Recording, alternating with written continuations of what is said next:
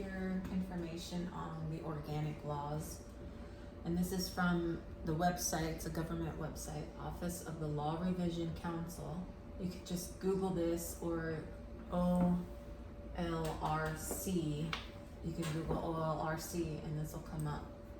And if you go to titles, this is the first block, you can click it on the left hand side. The list will come up, and then the first thing on the list is front matter. So this is it's the statutes, it's the list of all the titles, some laws, some not laws. You click on front matter and you open up another tab called organic laws. You click on that and you open up the 4 organic laws of America. You have the Declaration of Independence, Articles of Confederation, an ordinance, Northwest Territorial Government, and a constitution. So down here at the very bottom, I have a book.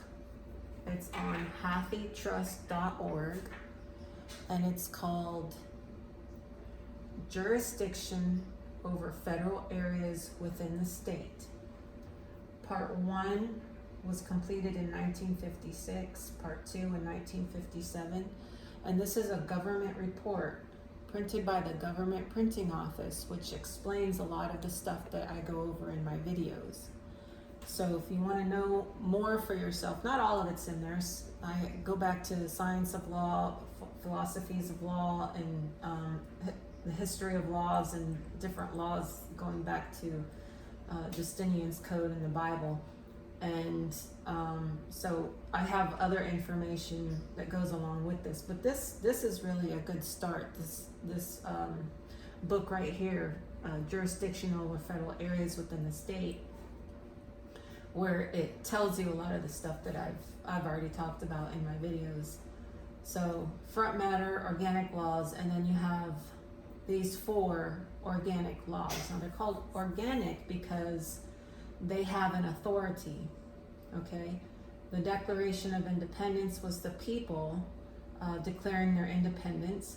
The Articles of Confederation was a firm league of friendship between free, sovereign, and independent states.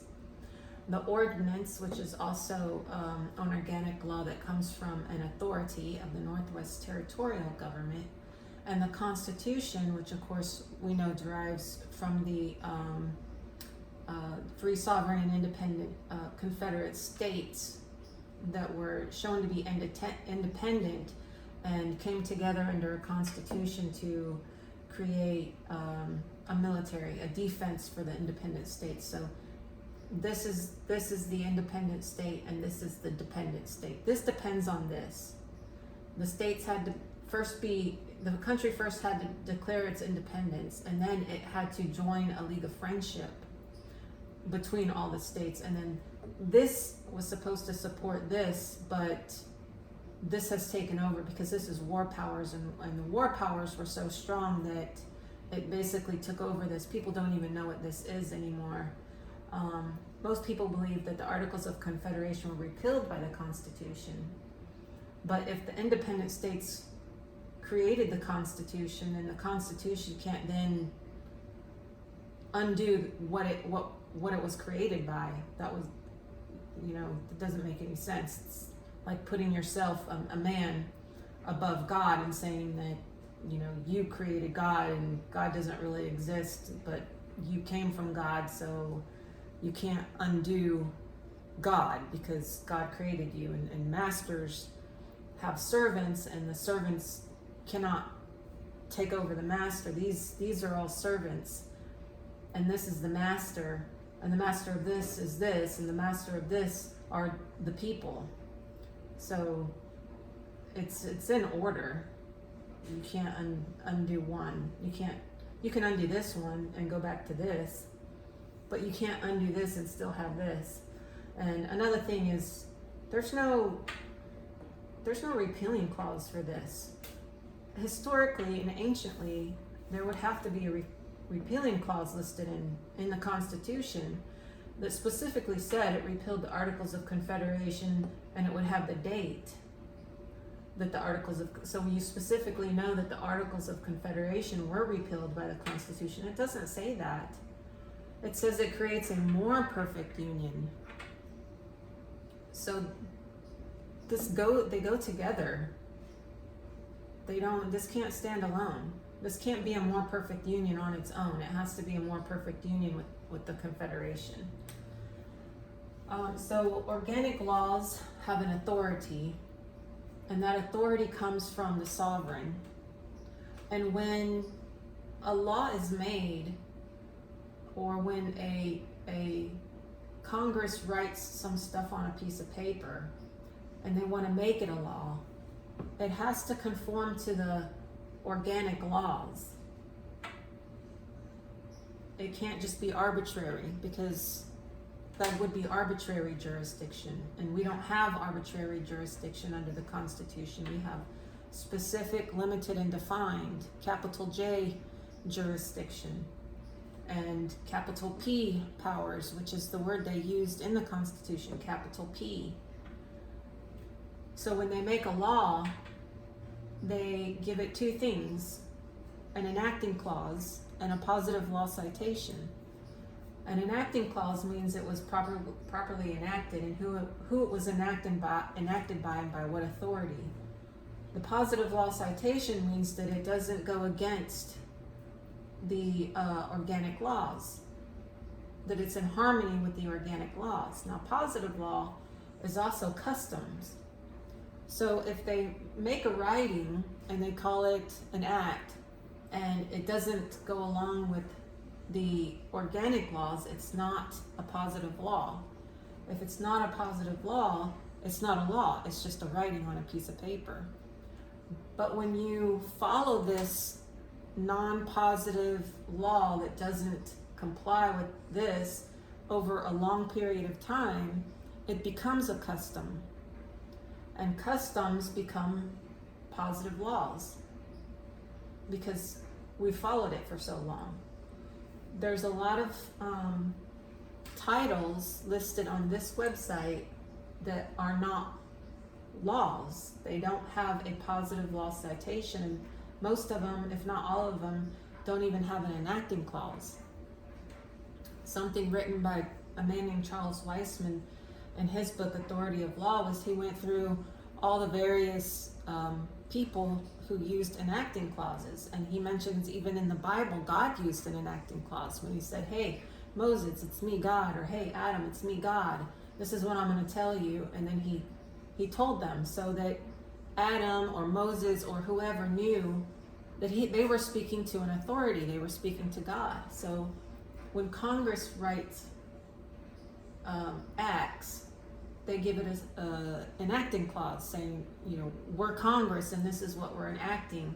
And yes, it's in harmony with the ideas of federalism, which is the Constitution. And so it has been made positive, and this is the positive law citation. And they give the citation, so it'll have a heading, positive law, and then it'll say, this law has been made positive and may be cited as one title USC such and such, and the rest of whatever it is part of that title that you're citing. So if you go to Title 1, Chapter 3, Section 204, you find in, I think, the first or second paragraph, the requirement for the positive law citation. The requirement for the positive law citation, once it has the positive law citation, it's been shown that it is a law. If it doesn't have that, it's not a law. Okay, so I went through a list of things in one of my other videos that aren't laws, and I'll just give some examples. The public health and welfare is not a law. It's a title without a positive law citation. I'm not even sure if it has an enacting clause. Law enforcement, it's not a positive law. I mean, does that worry you now that you know that what organic laws are, what a positive law is, what an enacting clause is, and I'm telling you that law enforcement is not a law. It has no enacting clause. It may have an enacting clause. It doesn't have a positive law citation, and it's required to have a positive law citation to be used as evidence in any court of the United States. So to be used as evidence in any court of the United States, it has to be in harmony with the laws of the land. Okay? This is the law of all the land, all of America. Okay? The Constitution is not the law of all the land, because it's like this is the big one. This is the next one. This is a smaller one, and this is the last one. And these are the smallest lands. Okay? The Constitution is not the law of America. The Constitution is the law of the federal lands for the benefit of America. Okay?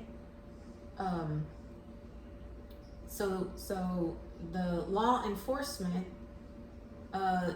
it doesn't comply with any of these. Neither does the Title 26, the IRS code. It has no positive law citation. Public and health and welfare does not. Agriculture does not. There's a whole list of them on there. If you go on this website and you look down the list, you'll see titles. Title 1, Title 2, Title 3. Well, some of these will have a little asterisk by them. You know what an asterisk looks like, right? And at the very bottom of the page, it'll say, this means a positive law. That means it's a positive law if it has one. There's a whole list of them without one of these. And if you look, there's no positive law citation. You can even do a search over all the titles. You can put in positive law, parentheses, in parentheses.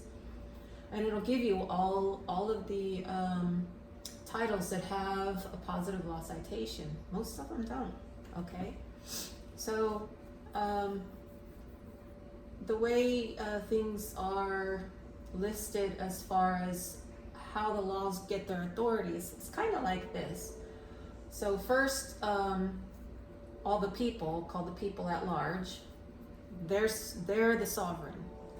Okay, they create an independent state under the Articles of Confederation, and they have a little bit of sovereignty.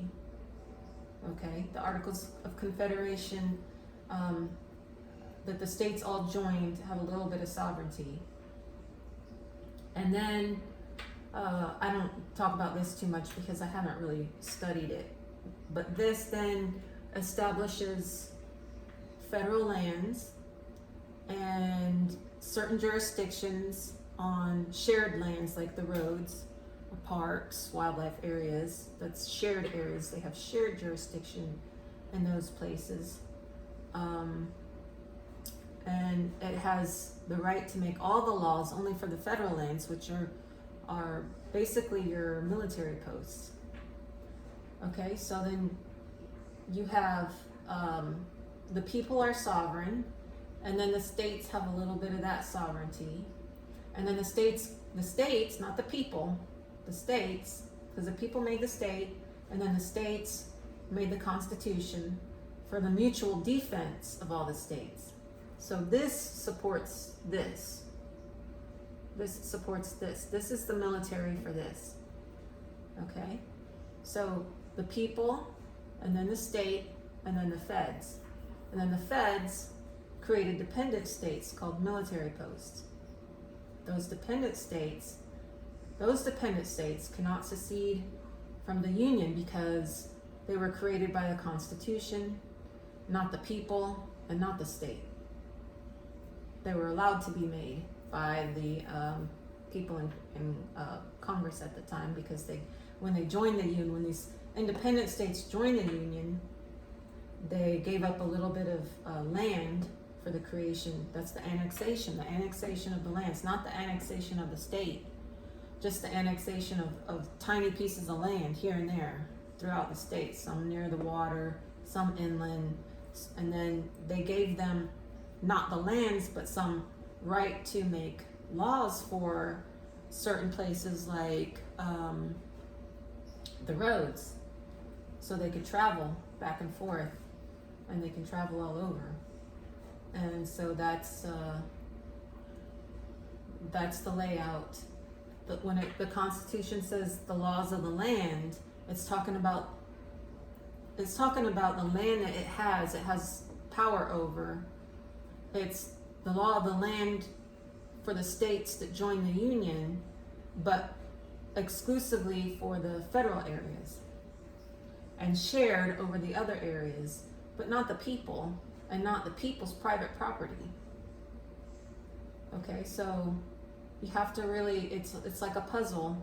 You have to put it together, and as we know, most liberals can't think, and so they would never be able to understand all this, but conservatives and libertarians tend to be quite a bit more intelligent and can think and reason and use logic, and they'll be able to understand what I'm saying.